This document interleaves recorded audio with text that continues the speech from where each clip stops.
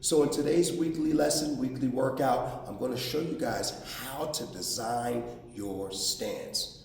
First of all, your stance must be as relaxed as possible. You want it to be your neutral, kind of like a car. When you put that car in neutral, it burns minimal amount of gas, minimal amount of energy. You want your stance to be the same way. If you are in your stance and your shoulders are getting tired, your feet are getting tired, your legs are getting tired, that means something is wrong. Your stance has to be relaxed. So keep that as your baseline when you're thinking about how you're going to design your stance. I'll go ahead and show you guys my southpaw stance. So we're going to start with our feet.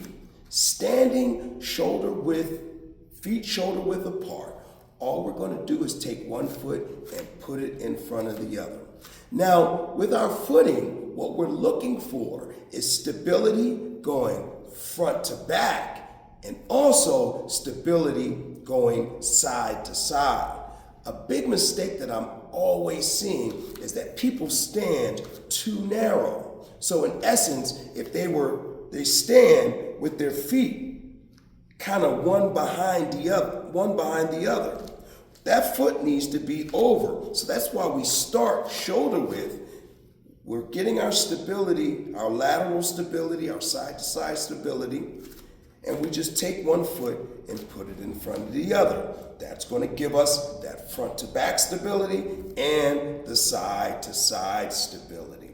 So your front shoulder, well, before the shoulder, we're going to take that chin and bring it down, just like that. You want to be able to hold something between your chin and your chest. That chin needs to be down.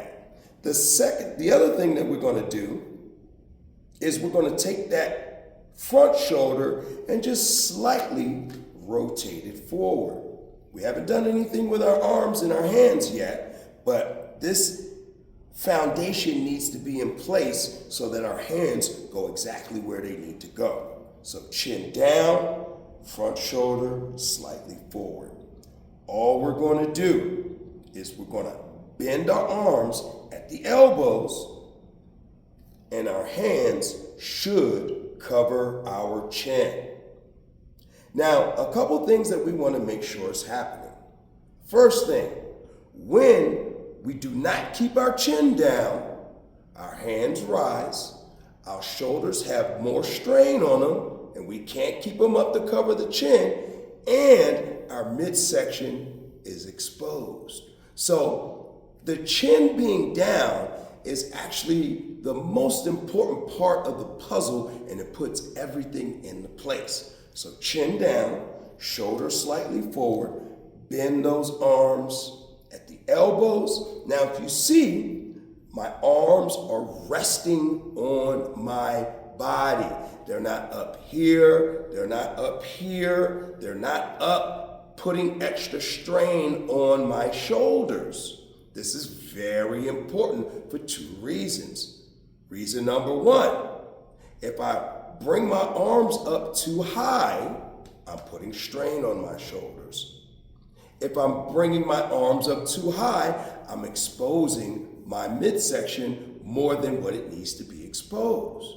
So letting those arms rest on your body takes the strain off your shoulders and allows your arms to protect your body and give your body the coverage that it needs.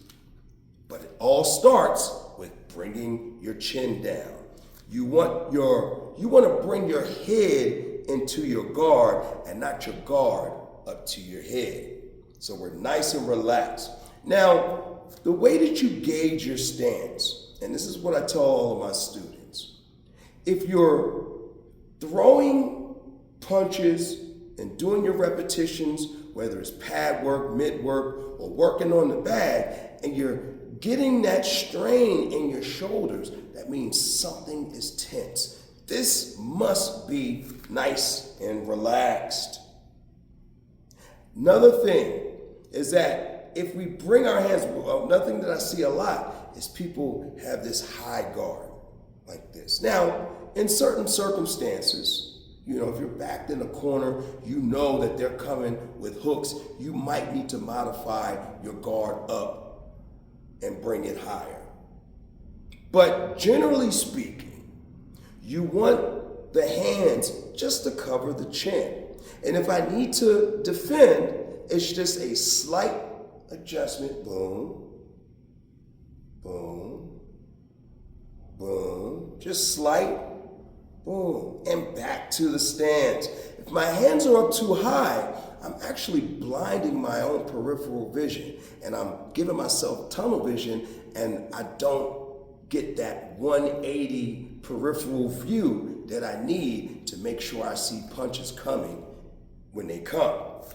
So chin down, bending at the elbows, arms resting on our body, legs, knees. We don't want to be standing, our knees locked out. We want to be nice and light, nice bend in our knees. We want the majority of our weight to be on the balls of our feet.